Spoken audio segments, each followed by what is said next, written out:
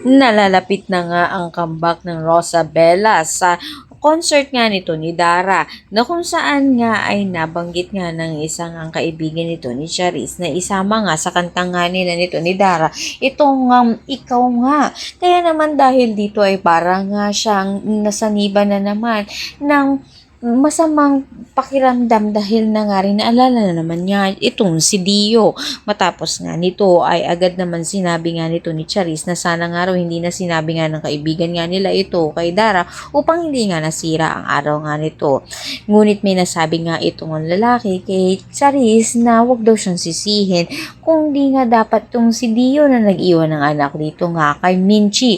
Kaya agad-agad nga pinuntahan ni Charis itong si Minchi at tinanong kung ang tunay nga na tatay nga nito ni Jenny ay ito nga si Dio.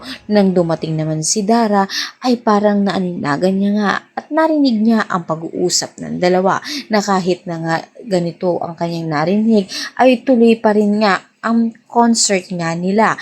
Kaya naman pakatutukan nga natin kung tuluyan na nga kaya mabubuking ito nga si Minchi sa tunay na tatay nga nito ni Jenny.